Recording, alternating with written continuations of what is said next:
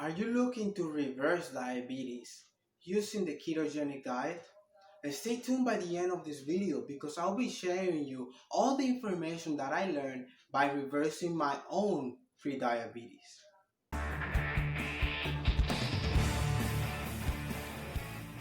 My name is Neyfi Del Rosario and I am a nutrition coach and best-selling author here in New York City.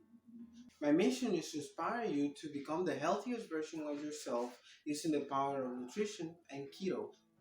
If you guys have any questions about the ketogenic diet or about nutrition, you guys can feel free to reach out to me at any moment. I have a link down in the description where you guys can book a free coaching session with me at any moment to clarify any questions or any concerns you guys might have about the ketogenic diet.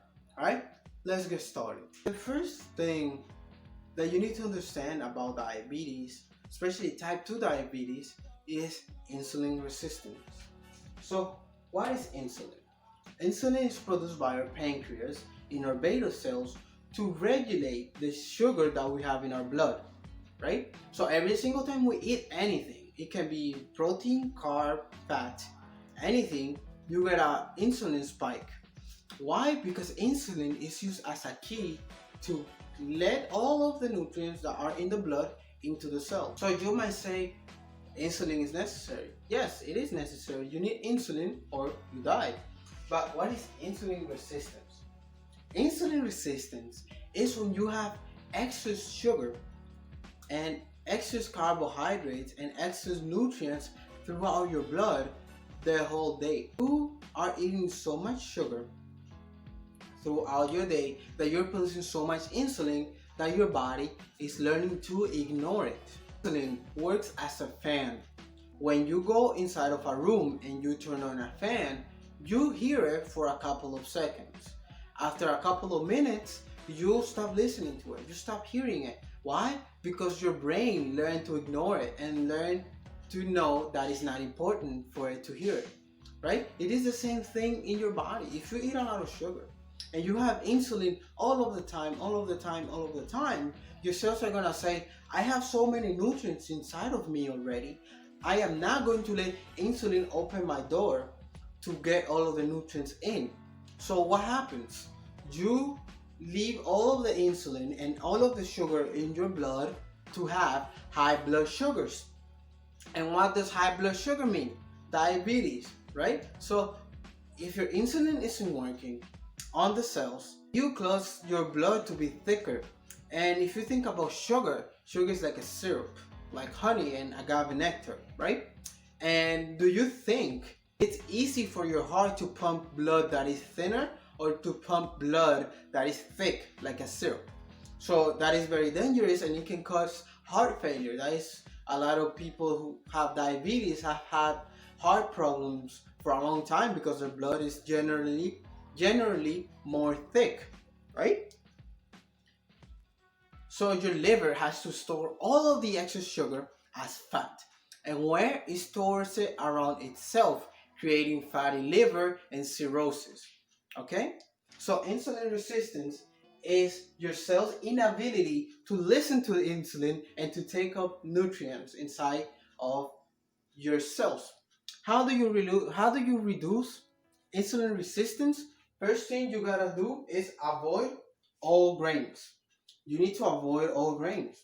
Grains are inflammatory and they're mostly carbohydrates. Plants are autotrophed. Autotroph means they can make their own food from the sun, and the food that they're making is sugar. So when you eat grains, you're basically eating the sugar from the plant, right? That's what plants are. You need to avoid grains. What can you eat instead? You can eat leafy green vegetables like spinach and kale. You can eat cruciferous vegetables like cabbage, broccoli, and cauliflower. Why these vegetables?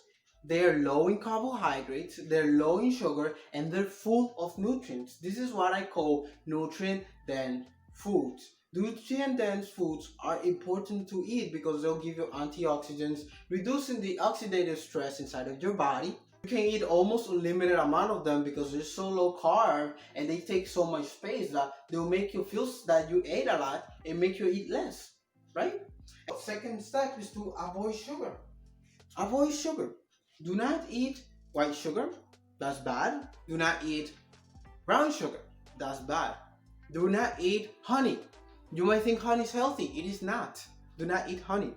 Do not eat agave nectar. It is not good for you. Do not eat molasses. Do not eat anything that tastes sweet. I will even say avoid artificial sweeteners. Some of them can cause you stomach problems. Some people get stomach problems from sweet and low, sucralose, or maltodextrin or dextrose. Those are horrible sugar additives that manufacturers put on food to make food taste better than what it is. You do not want to eat those. So avoid sugar. Avoid anything that's sweet. Alright? Third thing, avoid low quality foods. Right? Avoid low quality foods. What do I mean? Avoid frozen foods that you find in the supermarket.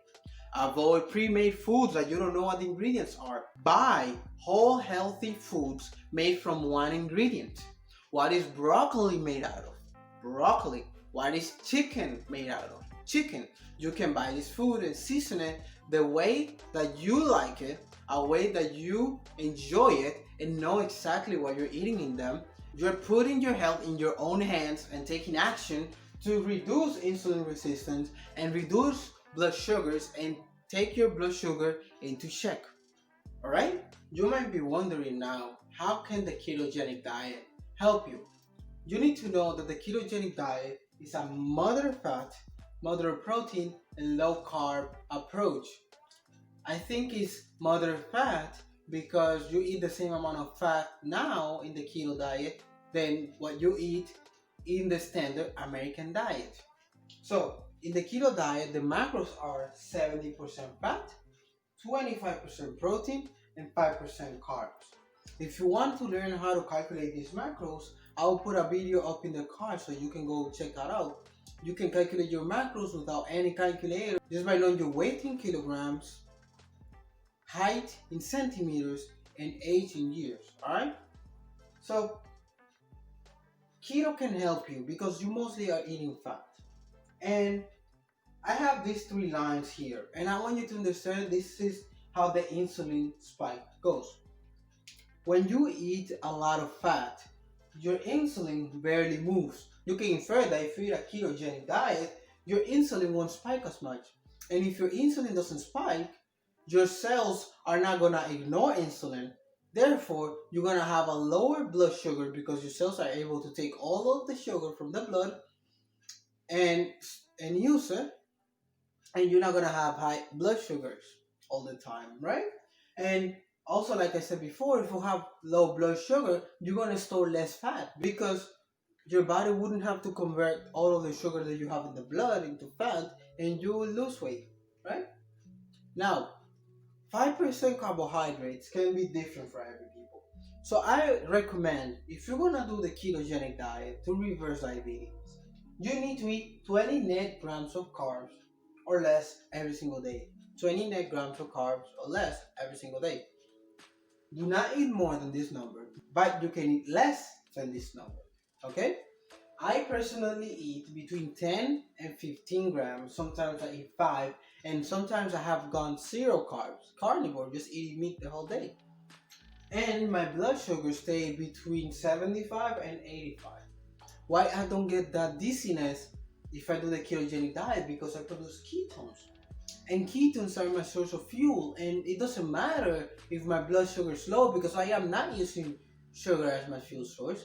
I am using ketones as my fuel source. Alright? Question of the day. What is your favorite tip that you have learned from this video? If you found value in this video, hit the like button. Hit the subscribe button and the notification bell if you like wicked videos like this, where I inspire you to become the healthiest version of yourself using the power of nutrition and keto. If you have any questions, concerns, or comments, you can book a free coaching session with me. You can ask any questions you want and any comment that you have about the keto diet, and I'll be able to answer all of them. Alright? I love every single one of you. See you next video.